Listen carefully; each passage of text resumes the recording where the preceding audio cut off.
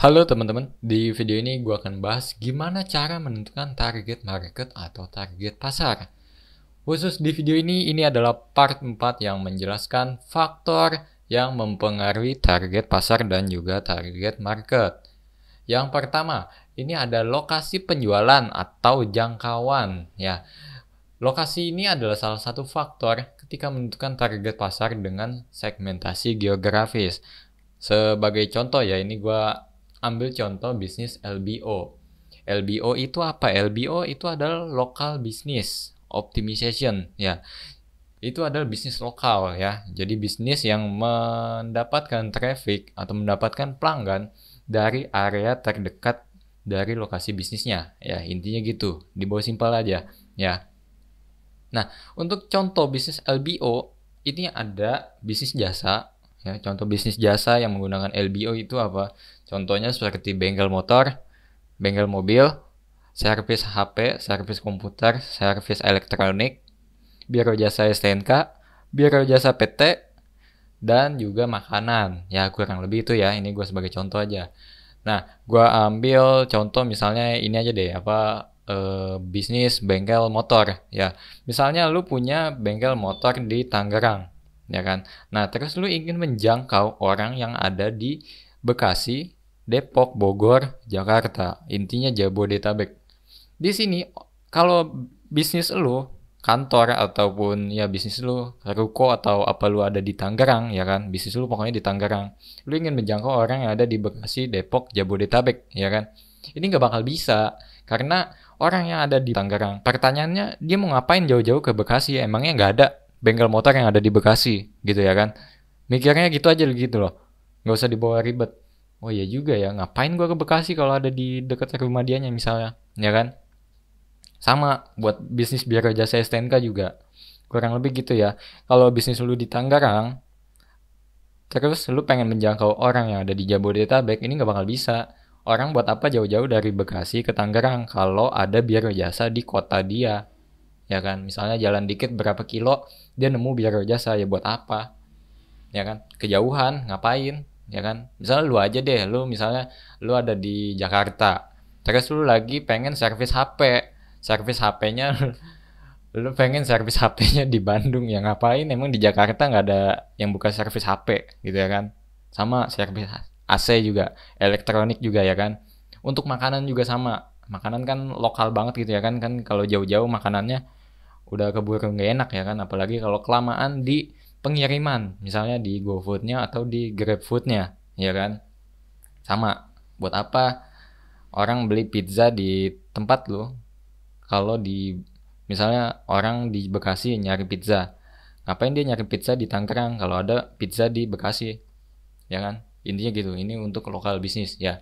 Nah, caranya gini ya, kalau lu ingin mendapatkan traffic ada di Jabodetabek sedangkan bisnis lu adanya di Tangerang, lu ingin menjangkau semua yang ada di Jabodetabek, Jakarta, Bekasi, Depok, Bogor, ya pokoknya semuanya pengen lu kuasain gitu ya kan. Caranya gini, gampang banget. Lu ya udah buka cabang aja di masing-masing kota, ya kan? Ya kan? Lu lihat aja sekarang kalau itu McD ada di mana-mana, ya kan? KFC ada di mana-mana. McDonald, udah tadi ya. Ada Domino, Pizza Hut, itu sekarang ada di mana-mana. Itu karena apa? Itu karena dia ingin menjangkau pelanggan yang ada di masing-masing area. Bahkan dia di satu kota itu ada banyak cabang. Ya, sampai sini paham ya kenapa kita harus ini ya menentukan lokasi ya. Jadi jangan terlalu mimpinya tuh kebanyakan gini.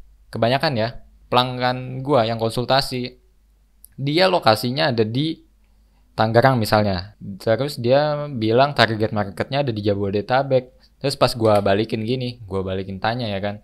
Loh apa emangnya ada orang yang dari Bekasi jauh-jauh ke Tangerang?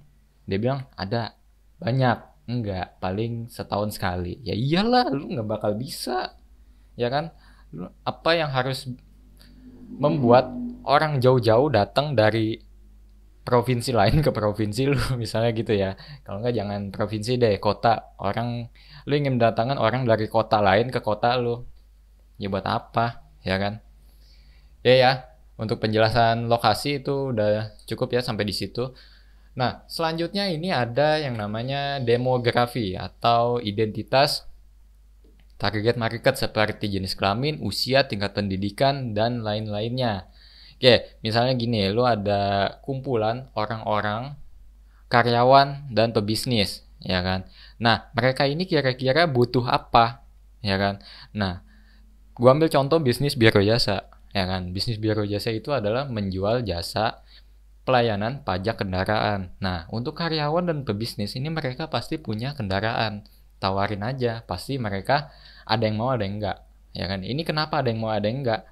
Mungkin yang pertama gini, oh jasanya kemahalan, gue pengen jalan sendiri misalnya gitu kan. Ya kan?